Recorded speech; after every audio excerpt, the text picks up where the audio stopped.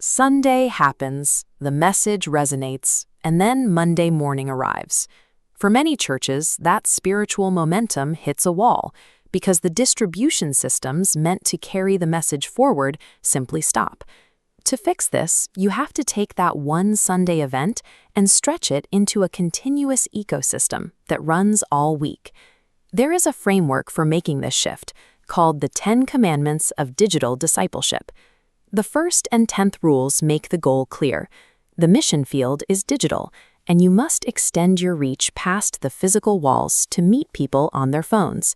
You only need 2 things to execute this: a recorded copy of your weekly sermon and active social media accounts. When you stop treating Sunday as an isolated event and start treating it as the input for a weekly system, you protect that momentum from evaporating on Monday morning. That brings us to the second commandment. You have to build systems rather than relying on random bursts of content or guessing what to post. Step 1 of this new pipeline begins with your Sunday livestream. That single video file becomes the raw input for your entire week. This triggers the third commandment, the multiplier effect. You take that one source file and divide it into multiple distinct pieces of content. From that single hour of video, you extract 3 short-form clips, 5 text-based quote graphics, 1 discussion question, and 1 daily devotional. You cannot pull these clips arbitrarily.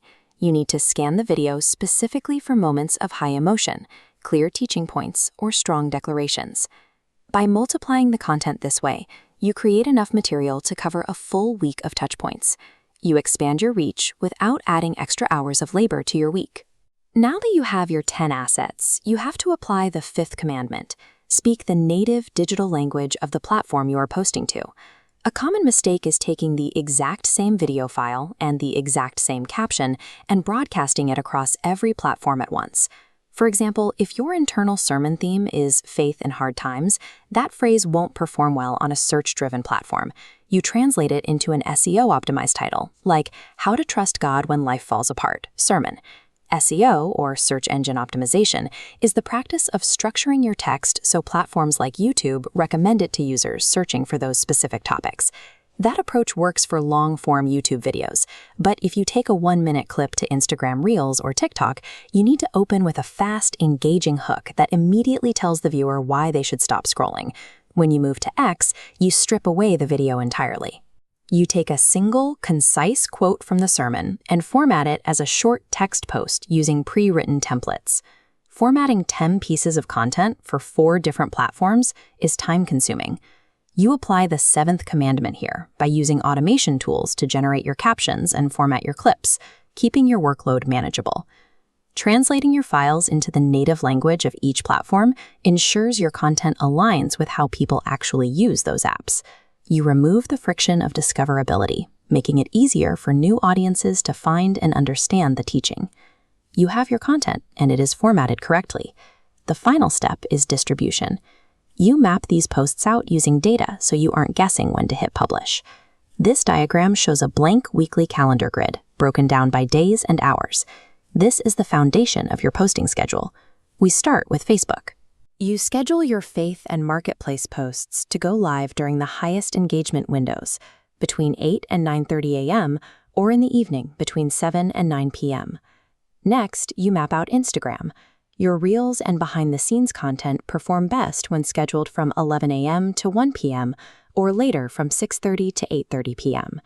For your short text-based scripture reflections on X, you aim for the morning and midday benchmarks. Schedule those for 8 a.m. or 12 p.m.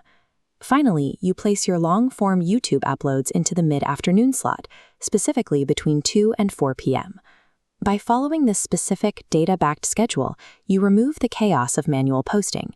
You build a reliable, precise routine that keeps your community engaged throughout the entire week. You started with a single hour of video on Sunday. You now have over 10 intentional touchpoints, fully formatted and scheduled across 4 major platforms. This brings us back to the 10th commandment. You have actively extended your mission field into the digital spaces where your community actually spends their time. To maintain this rhythm week after week without burning out your staff, you can rely on automated platforms like SermonsGo. Systems like this handle the clipping, formatting, and scheduling so you don't have to manually edit files every Monday morning. Mastering this digital discipleship system builds a permanent, active connection with your community. You establish a sustainable, year-round rhythm that keeps your message accessible and your congregation engaged long after the Sunday service ends.